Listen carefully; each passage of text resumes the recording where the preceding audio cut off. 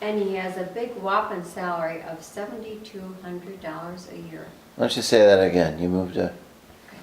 So I moved to Cedar Rapids, and your dad goes to work at Collins Radio for a big whopping salary of $7,200 a year. And I'll tell you what, Collins Radio, that was the best offer out of about 5 or 6 offers that I had by at least $1,000 or $2,500. Yeah, but dog $2,500 was a big thing. I mean, man. it was a big time deal in terms of what they offered me.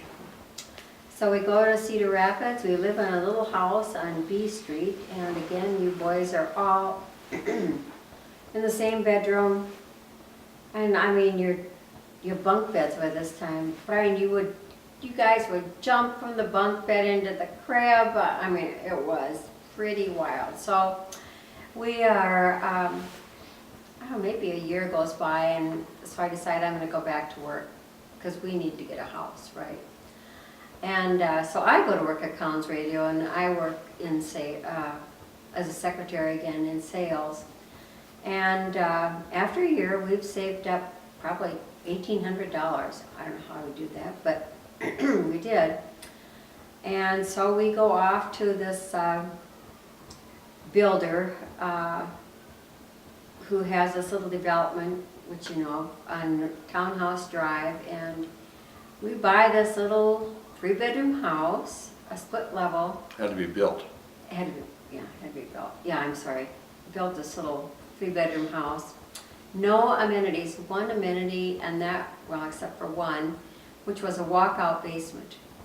Otherwise, I think we paid $22,000, and we qualified because we got a $1,000 work credit. Your dad painted.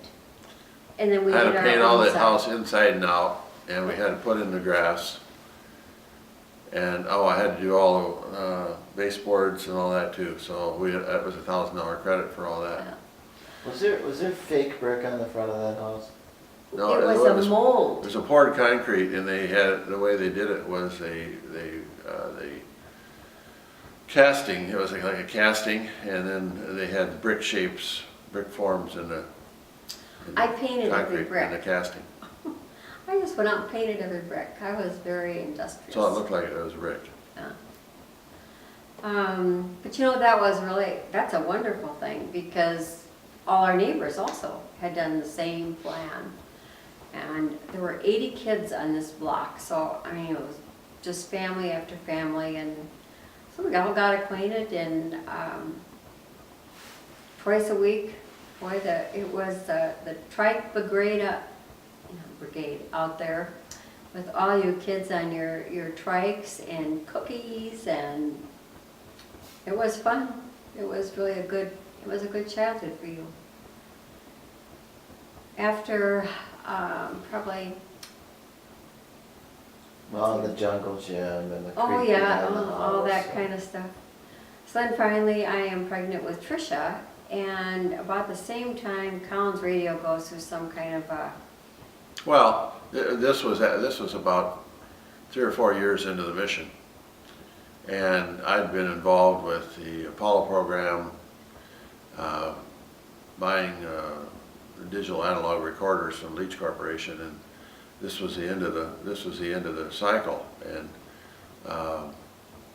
so I got a good job. After that, I was involved with the DC-10s, buying this rotation go-around system on DC-10s, and my job wasn't in jeopardy, but this was 1971, and this was kind of a big recession because Vietnam War had come to an end, and we were building tons of radios for helicopters and for the Vietnam War, and then we had commercial airlines had slowed way down. We were building all kinds of equipment for commercial airlines, and the Apollo program came to an end. So all of a sudden, all those programs came to an end at one time, and the country went into a recession.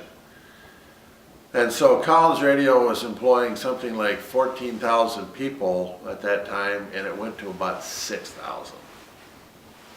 Well, I was fortunate enough to since I was purchasing at the time, I was buying some equipment from Control Data for the DC-10s, and I was having a lot of trouble with the equipment. It was just not working.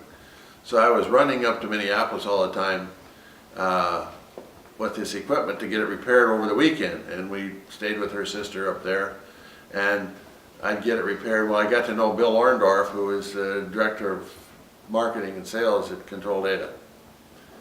And so after spending a lot of time with him on weekends, Because you were buying stuff from I was him. buying stuff from him. He says to me, he says, hey, he said, why don't you come to work for me? You'd be one hell of a sales guy. So why don't you come to work for me? So I thought, boy, now's the time to get out of Cedar Rapids, because things were not looking good there, and houses were, you know, we sold our house in Cedar Rapids, and whatever equity, we had like, I think you sold it for 25,000. we got like $2,000 or $3,000 worth of equity out of it, and we sold it ourselves to this guy, and we had enough money to put down on a house in Minneapolis, which was just unheard of, because everybody's house was, there were so many houses for sale as a result of that, because Collins just, they employed everybody, so tons of houses for sale. We got lucky again, so we went to Minneapolis. Okay, I have to add a little thing. So I was working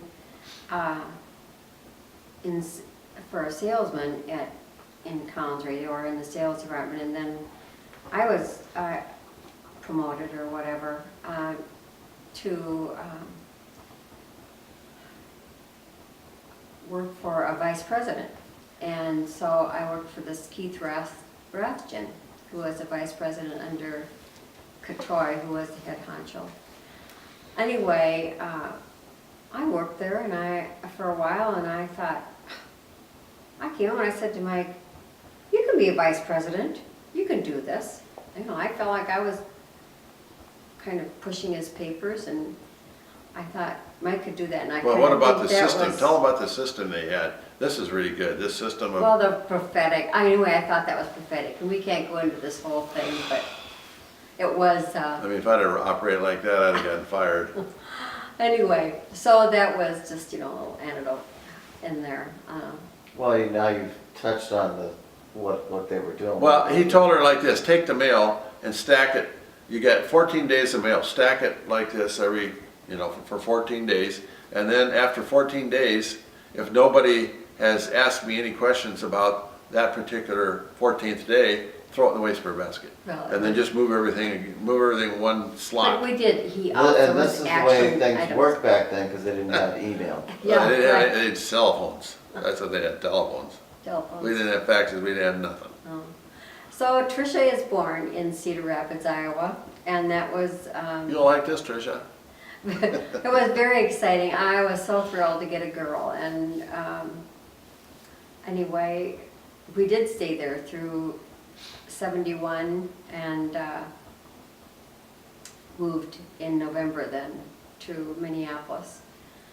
So when we bought that house in Minneapolis, I just thought it was like the Taj Mahal. It had a fireplace, and that was really, you know, a step up. That was a big deal. It was beautiful, and so the next year went by, and then of course in 72, you know, we lost Trent, and that made our lives really pretty awful for a long time.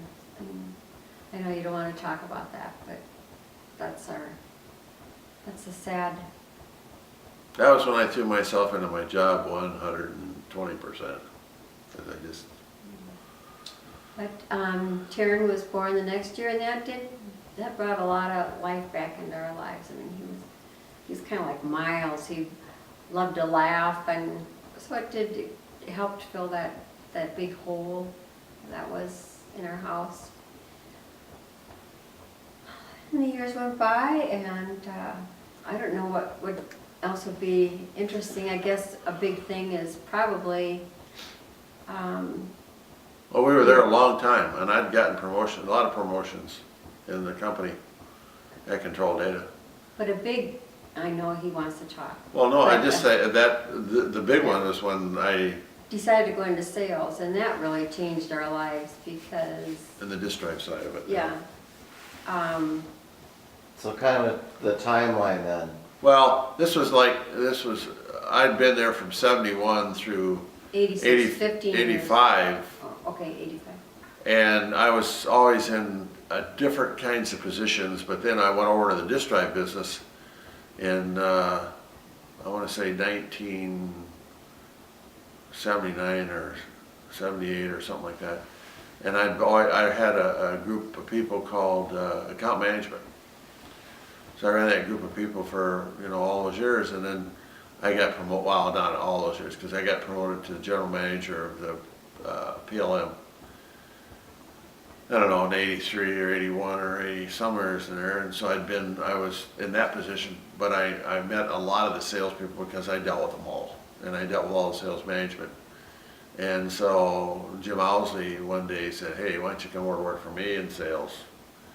So I did, and I took over the Unisys, at that time it wasn't Unisys, but it became Unisys account.